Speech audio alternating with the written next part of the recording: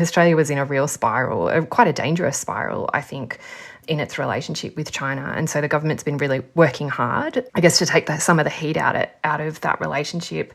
It was pretty important symbolically to have people meeting in the same place, to be having pretty frank discussions that aren't necessarily transactional, but are about building trust, particularly, again, at the level of decision makers.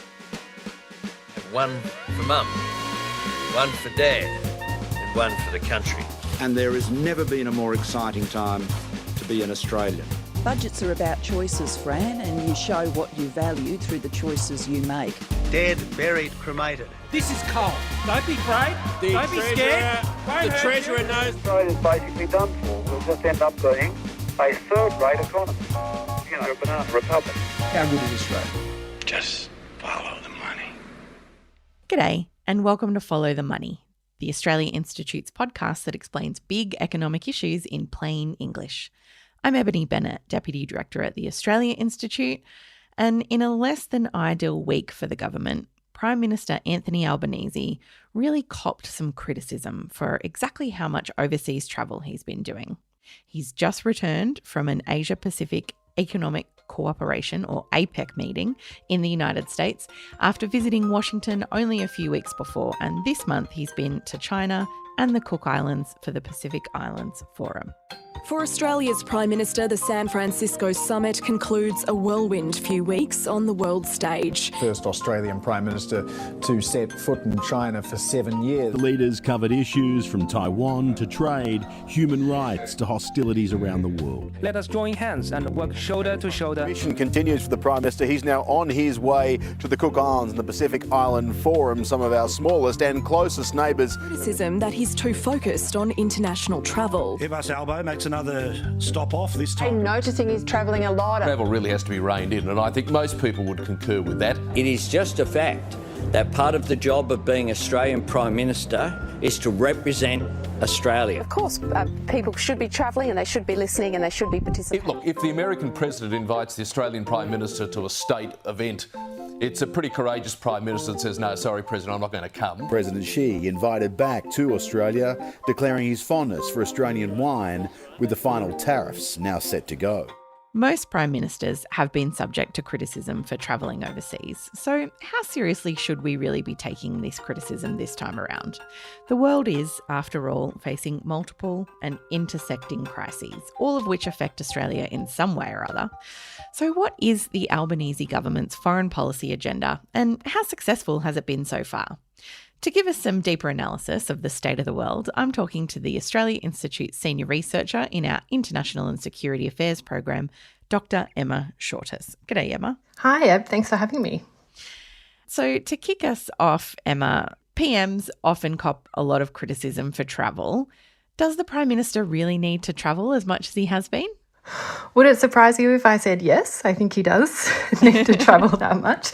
Look, I think you hinted at it in your opening remarks. The problems that we face, that Australia faces and the Australian government is facing, from climate change to rising inflation to outright conflict, these are global problems and we can't solve them, we can't address them on our own. And I think if we want to be part of global solutions, collective solutions to those problems, we've got to be in the room. But I think, it is, I guess the criticism is somewhat understandable. It's so easy to say the PM should be at home, dealing with problems at home rather than travelling. And as you said, this happens all the time.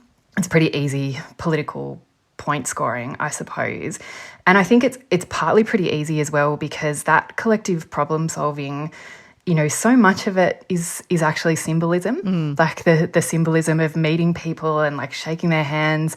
So much of foreign policy is performance.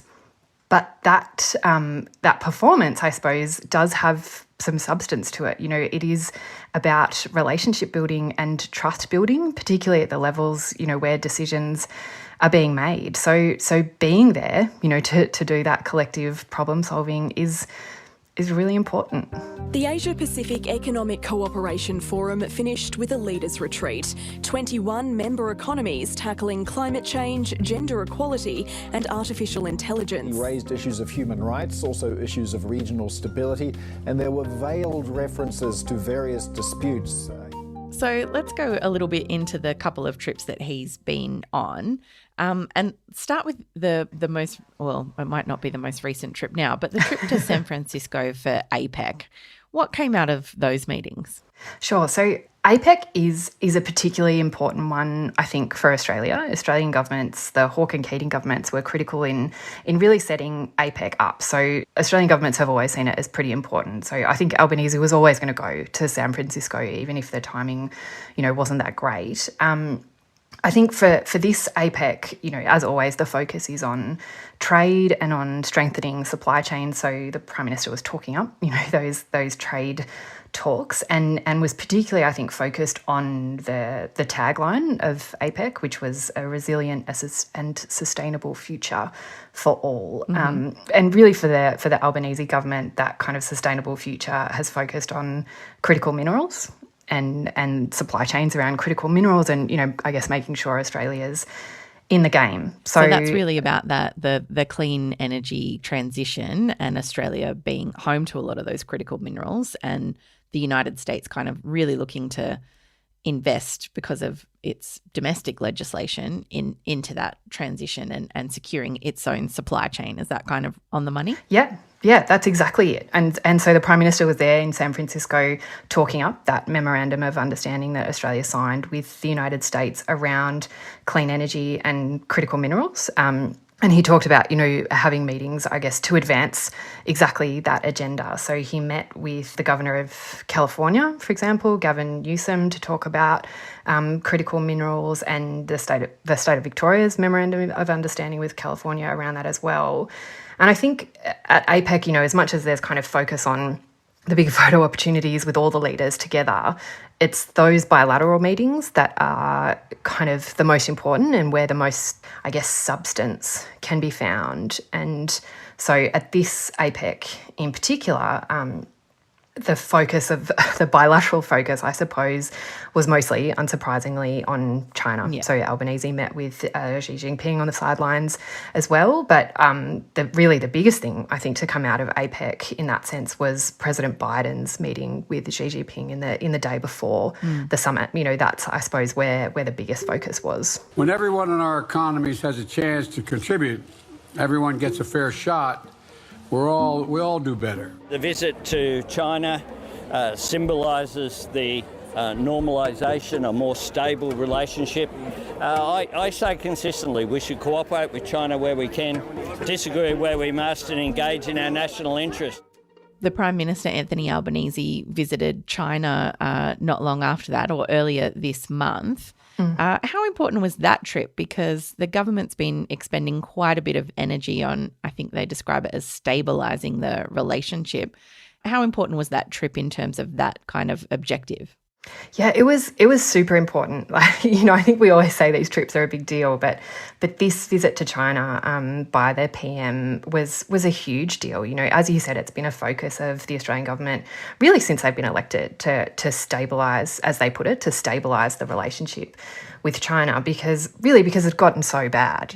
Australia was in a real spiral, quite a dangerous spiral, I think, in its relationship with China. And so the government's been really working hard, I guess, to take some of the heat out of that relationship and to do things, like get those tariffs that were put onto some particular Australian industries removed, which they are, it seems, pretty successfully doing. So that meeting was really important, for those, I guess, substantive things, but to go back to what we were discussing earlier, it was pretty important symbolically as well, to have people meeting in the same place, to be having pretty frank discussions that aren't necessarily transactional, but are about building trust, particularly, again, at the level of decision makers. And I think we've seen even, how potentially important that can be this week with this kind of latest incident, I guess, if we can call it that, with the PLA. Yeah, can you just tell us a little bit about that for people who kind of aren't aware?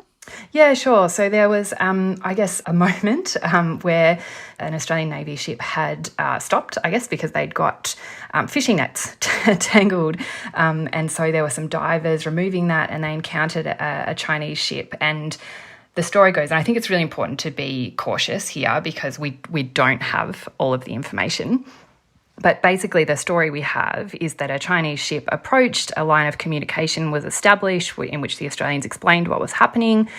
But then for reasons that are unclear to me, the Chinese ship used a sonar pulse, which was dangerous really to the divers who were in the water.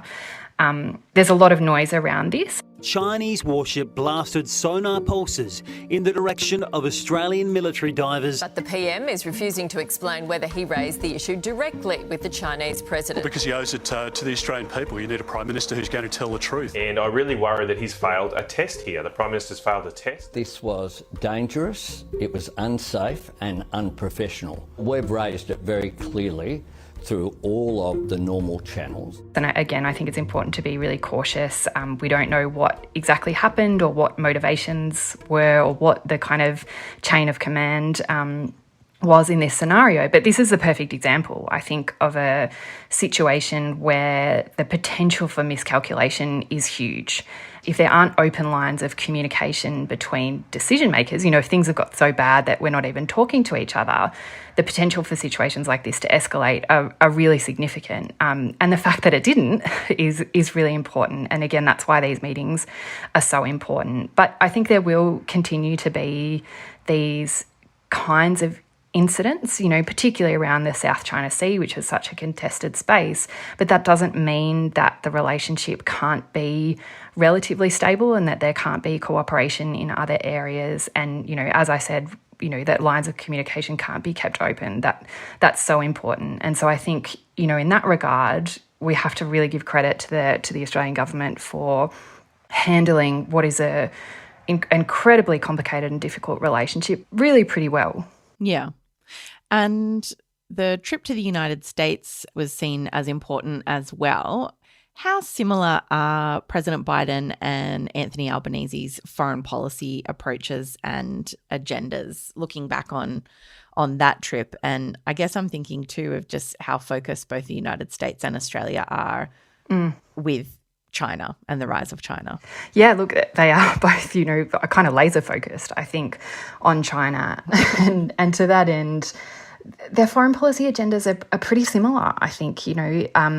I guess kind of foreign policy talking head types would always say that Australia and the United States have very different interests when it comes to that relationship. But generally, they seem to be, I guess, managing or approaching the relationship in relatively similar ways, in attempting, as we were talking about earlier, to stabilise the relationship. But more broadly, they certainly see the Indo-Pacific in particular in pretty similar strategic terms. They're both very committed to the AUKUS submarine deal. They're both talking up their support of the Pacific as well. It's just a success all around. I think the two men have a deep personal working relationship of shared values. We've seen our alliance grow more critical than ever. Australia has no greater friend than the United States of America.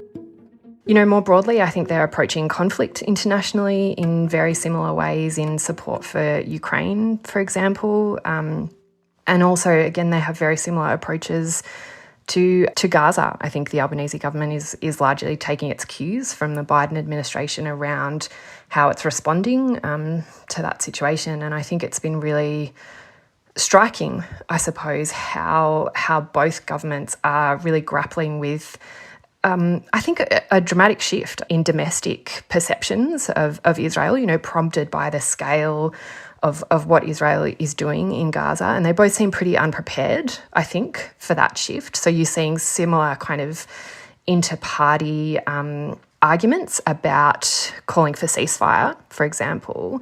But it's pretty clear, I think, from here that, as I said, the Albanese government is really kind of taking its cues from Biden, and we'll watch and see what he does when it comes to Gaza. And I don't think either will call for a ceasefire anytime soon. So, in that sense, across all those really complicated issues, their approaches are pretty similar, domestically and internationally, really. It seemed to me that the Biden administration in particular kind of was surprised a little bit by the domestic response to that conflict. Is that your sense? Yeah, absolutely.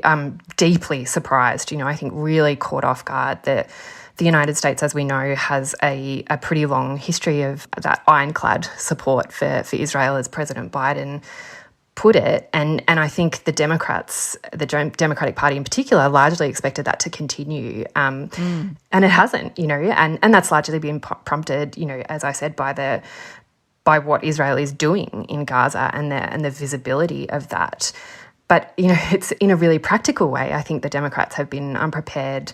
I was reading the other day, for example, that Democratic staffers have just been unable to cope with the volume of calls they're getting demanding a ceasefire in Gaza, because something like that's just never happened before. And so how that plays out for the Democrats, I think, will really be one to watch next year, because in critical states like Michigan, which is historically a swing state, there are really large Arab American and Muslim American populations. And so the electoral consequences for Biden, there's potential for electoral consequences for Biden as well. I don't think the same is necessarily true in Australia, but there's a similar shift happening here too. So watching both governments grapple with that, in the next little while, I think is really important.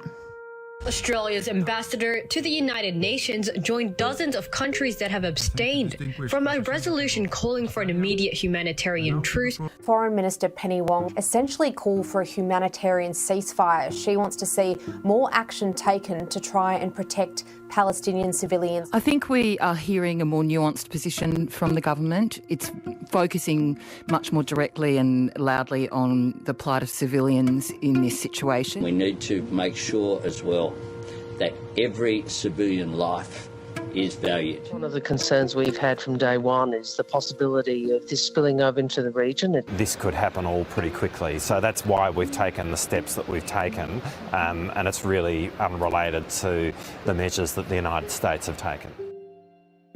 And when it comes to the ceasefire, you said you don't expect that the United States or Australia will necessarily back that. And I guess, that means this ongoing human catastrophe unfolding in Gaza, as we're all seeing. I did want to move on. You mentioned earlier about the links and connections around climate and climate cooperation being a real focus of particularly that first visit to San Francisco. Both of them, both President Biden and Anthony Albanese, have talked up, our climate cooperation. But in terms of Australian foreign policy, how does climate fit in for us? How do we talk about it overseas? We've seen recently the Pacific Island Forum happen.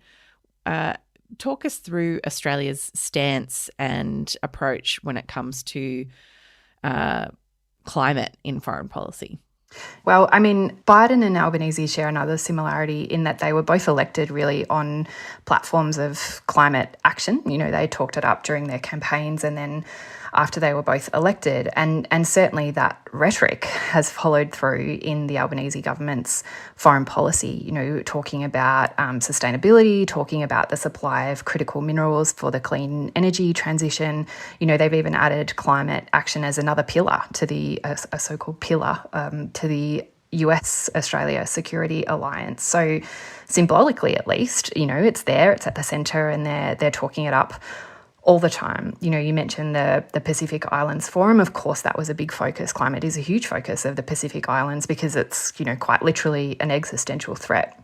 And the Prime Minister was there in the Cook Islands for the Pacific Islands Forum talking about this, talking about the national security threat that climate poses to Pacific Island states.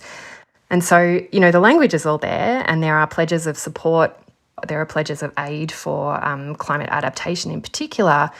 But, and this is true of the Biden administration as well, if you kind of scratch the surface a little bit of that rhetoric and those pledges of support, you can pretty quickly find some pretty terrible hypocrisy where at the same time as Albanese is in the Cook Islands talking about climate as a national security threat, the Australian government's busy passing legislation that will facilitate massive expansion of the domestic gas industry. And Biden is doing the same thing, facilitating significant expansion of gas exports and gas industry in the United States as well. So that hypocrisy when it comes to climate change is, I think, it's a real problem for Australian foreign policy and for Australia's ability to be taken seriously and to be trusted, particularly in the Pacific.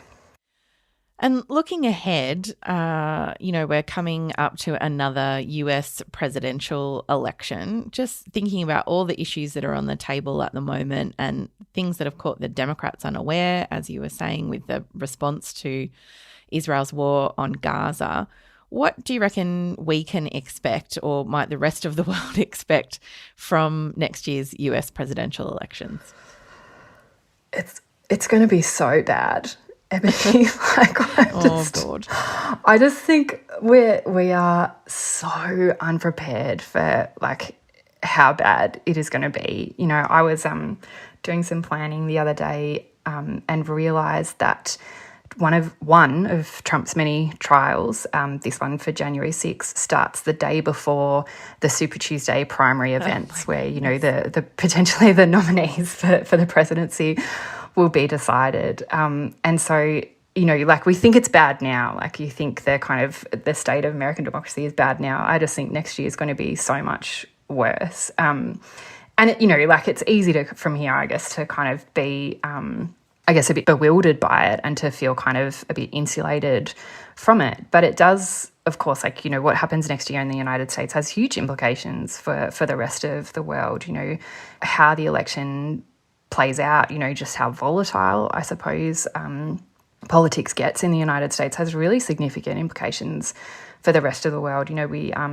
We were talking about China earlier. I think that's a really clear example where, Biden has a particular approach where he is managing an incredibly difficult relationship with all kinds of tensions at the same time as he's trying to manage domestic tensions around that and a pretty hawkish push in the United States around the relationship with China. Meanwhile, you've got Republican hopefuls for the nomination kind of talking about China as an existential threat that has to be countered because it's challenging American primacy in the world. And that's only one example. The flow-on effects of those kinds of discussions and that volatility in the United States are massive for the world. I spoke about China. We were just speaking about climate action. The results of next year's election will have critical implications for global climate action as well, which, is a really long way of saying it's going to be just a huge mess. Yeah. But we begin with the Trump fraud trial in Lower Manhattan. We have breaking news now. Things are getting heated between former President Trump and the judge as Trump testifies. Shocking moment. Former President Trump was actually called to take the stand. This judge is a very partisan judge, with the person who's very partisan sitting alongside of him, perhaps even much more partisan than he. Keep in mind, this judge has already ruled Trump and his adult sons are liable for using false and misleading statements. Just sticking with that for a second, you were talking about the timing of one of Trump's many trials being quite awkward there ahead of Super Tuesday. I wonder, can you shed any light for us on what these trials are doing in terms of Donald Trump's popularity and if any of them present any actual impediment to him becoming president again? Mm. There's no real practical impediment to him becoming president. Even if he is kind of charged and convicted of some of these crimes, there's nothing to stop him legally from becoming president. There's some kind of debate amongst constitutional lawyers about the ins and outs of that because it's never been tested. But basically, there's nothing to stop him from running and potentially winning. So there's that side of it, which is kind of wild in and of itself to think that there are no guardrails against convicted criminals assuming the presidency or, even... Wild is the word that comes to mind, certainly. It's so wild. So there's that. And then there's the fact that, these trials as they play out don't seem to be having a huge impact on polling, especially not in the base of the Republican Party, which is who Trump needs to clinch the nomination. They've been pretty steady for a while now. I would say, though, we should be really cautious when it comes to polling in the United States, just because there are so many kind of moving pieces at play, and especially when voting's not compulsory, it's incredibly difficult to predict outcomes. And so I'd be careful about saying... To poll likely voters. Yeah, exactly. And for that reason, I'd be careful about saying, those trials are not necessarily hurting his popularity, because they do certainly impact perceptions of him. And it's pretty clear from the 2022 midterm elections that many Americans are deeply worried about the state of their democracy and the threat that Trump and his supporters pose to that democracy, because they're pretty openly anti-democratic. And so, I don't think it's necessarily a simple case of do these trials kind of hurt him or help him in the polls. They don't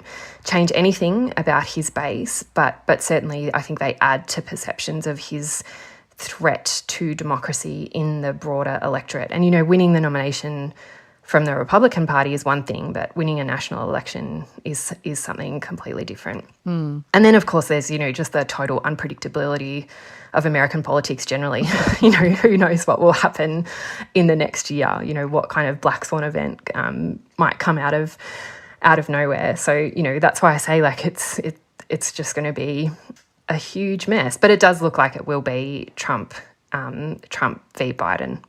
At the moment, at least, that looks like it's how it's going to play out. Well, on that wild and cheery note, we might wrap things up, Emma. Thank you so much. No worries, Ebony. Thanks for having me. Thank you.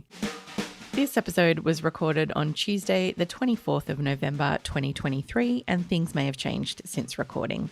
If you liked today's episode, please rate and review us because it helps other people to find the show. And if you're after some deeper economic analysis, you should listen to the Australia Institute's new podcast, Dollars and Cents, with Greg Jericho, our chief economist at the Australia Institute and Centre for Future Work, and popular columnist of Grogonomics with Guardian Australia. Each week, Greg will dive into the latest economic figures and explain what they can tell us about what the hell's happening with the economy, how it will impact you, and what it might tell us about where the economy is headed. And if you love the show and would like to help us continue doing work with impact, please consider supporting us with a small tax-deductible gift today at australiainstitute.org.au. You can find us at the Oz Institute on Twitter. That's Oz Institute with an AUS. My Twitter handle is Ebony_Bennett with a double N double T. Emma is at Emma Shortis. That's SHORTIS. Our producer, Jennifer Macy, is at Jennifer Macy with additional editing by Emily Perkins. Our theme music is by Jonathan McFeet from Pulse and Thrum with additional music from Blue Dot Sessions. Thanks for listening.